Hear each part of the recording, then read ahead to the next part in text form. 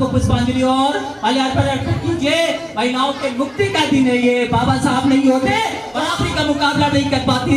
ये बाबा साहब की देन है कि आज जो भारत की प्रथम राष्ट्रपति है, जो प्रथम एसटी राष्ट्रपति, वो बाबा साहब की देन है। अगर भारत का संविधान नहीं होता तो भारत की प्रथम महिला नागरिक आज कोई महिला नहीं होती। मेरे प्यारे दोस्तों, मेरे प्यारे बच्चों, आज बाबा साहब का दिन है और आज बाबा साहब को आपको याद करना चाहिए। बाबा साहब के आदर्शों को कि शिक्षित हो, संगठित हो और संघर्ष करो। ये तीन जो फार्मूले हैं, अगर आप शिक्षित हो जाएंगे, आप संगठित हो जाएंगे, आप संघर्ष करेंगे, तो आपको दुनिया की कोई भी ताकत आगे बढ़ने से नहीं रोक सकती। मेरे प्यारे बच्चों, तो आप लोग बस बहुत ही अच्छी परफॉर्मेंस होनी चाहिए। मैं सभी महिलाओं से रिक्वेस्ट करूंगा कि आप आए।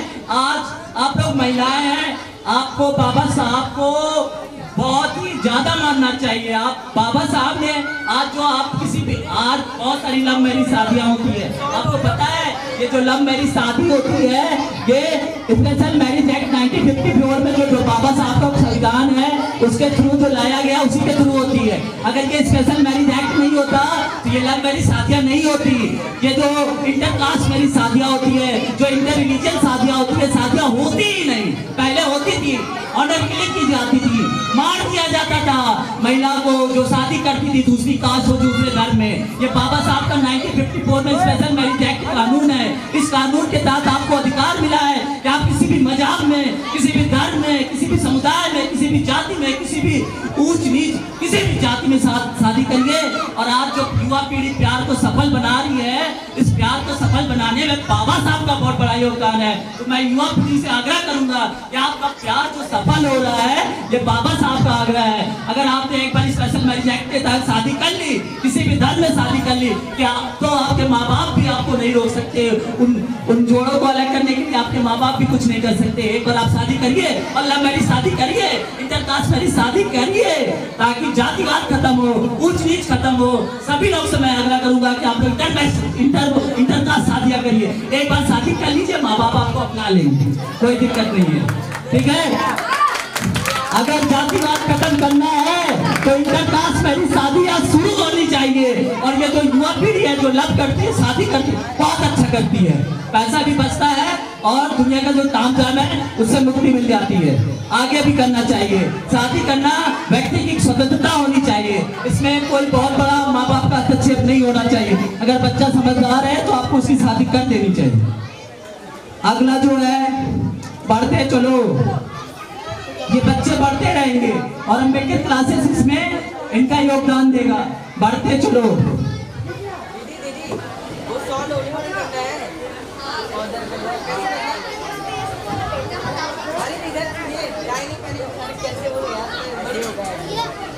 Our next program is बढ़ते चलो।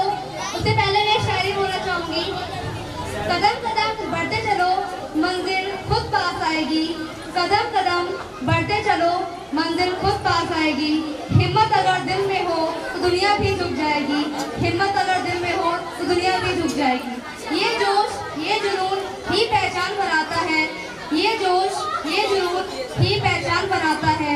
जो रुक गया वो हार गया, जो बढ़ा वो इतिहास रच दिया। जो बढ़ा वो इतिहास।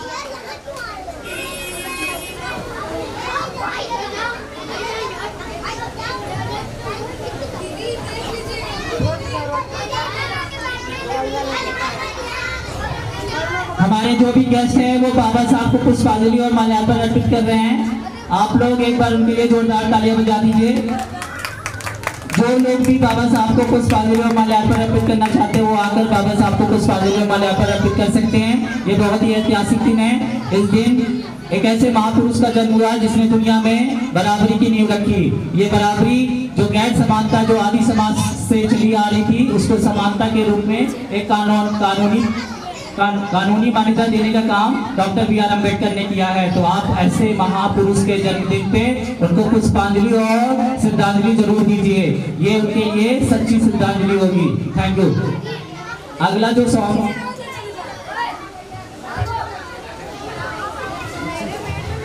दूसरी शायरी मेरी ये है। ना डर से रुको, ना थक कर झुको। ना डर से रुको, ना थक कर झुको। बस अपने हौसले को ऊंचा रखो। बढ़ते चलो ही जीवन का नारा है। जो आगे बढ़ा वही सबसे प्यारा है। जय सॉन्ग प्ले किया जाए, बढ़ते चलो।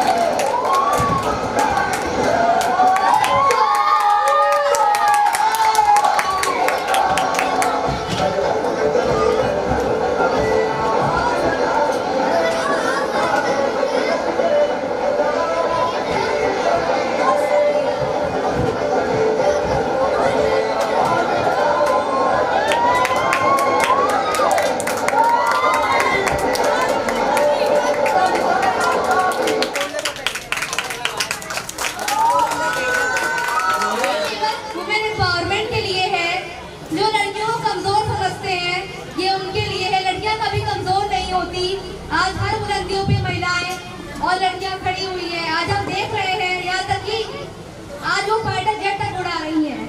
तो उन लड़कियों के लिए उड़ान साबित होगा ये गाना। उड़ती हुई ख्वाबों सी है जिंदगी की कहानी, उड़ती हुई ख्वाबों सी है ये जिंदगी की कहानी। जैसे चिड़िया लहराए आसमां में मस्तानी, जैसे चिड़िया लहराए आसमां में मस्तानी। हर कदम पे है सुर और हर पल में है गीत। आज की ये महफिल बन जाए यादों की निशानी। पंख फैला के सपनों को चुना है आज, दिल ने खुद से किया है एक नया आगाज। जैसे उड़ चिड़िया उड़ती हो खुले गगन में, वैसे ही आज हम भी नाचेंगे अपनी पहचान के साथ। जय हिंद जय भारत। और नेक्स्ट प्रोग्राम है उड़ चिड़िया।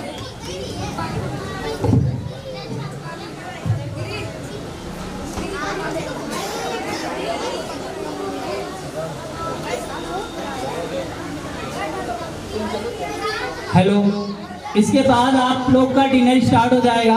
और डिनर करने से पहले एक चीज बता दूं, एक साथ आप लोग नहीं जाएंगे। आप लोग प्रोग्राम देखते रहिए, ऊपर के जो लोग हैं वो डिनर कर लेंगे, फिर धीरे धीरे जो भीड़ कम होगी फिर आप लोग जाएगा। ठीक है, एक साथ आप लोग नहीं जाएंगे, गर्मी भी बहुत है। इस प्रोग्राम के बाद डिनर स्टार्ट कर दिया जाएगा, सॉन्ग प्ले किया जाएगा।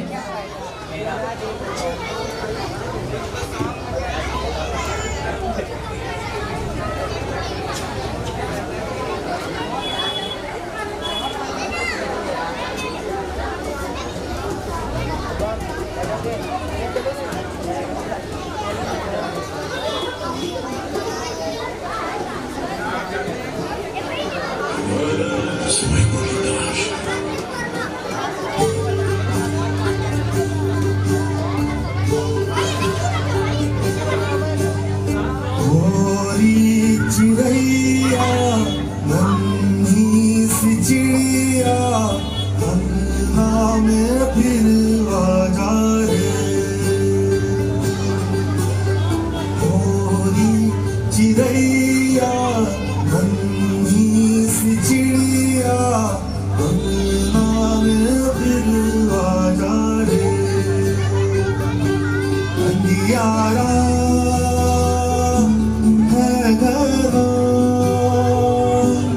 और लहू से सना किरणों के दिन के अंबर से चुन के अंगना में फिर आजा रे।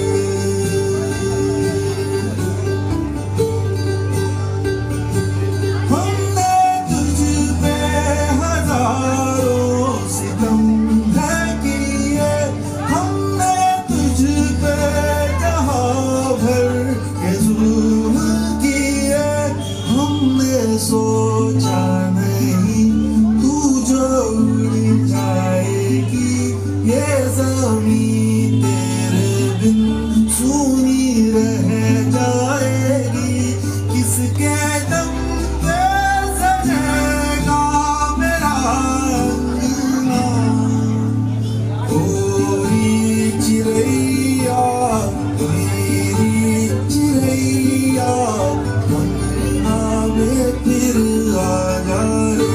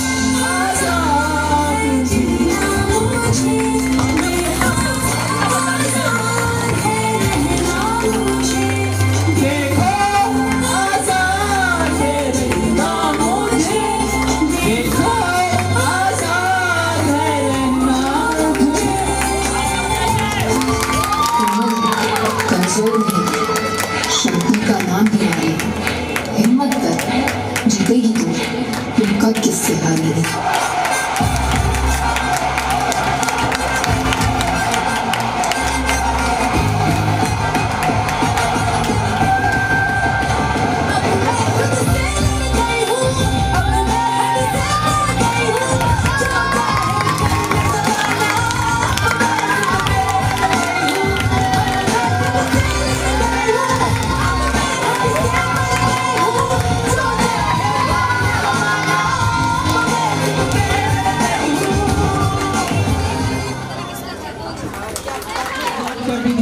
ये हर एक क्षेत्र में आगे जाएंगी। आपको पता होगा कि अभी यूपीपीसी 2024 का रिजल्ट आया है। उसमें जो टॉप 10 बच्चे हैं उसमें से टॉप 10 में टॉप 6 लड़कियां हैं। तो लड़कियों को आप आजाद कर दीजिए।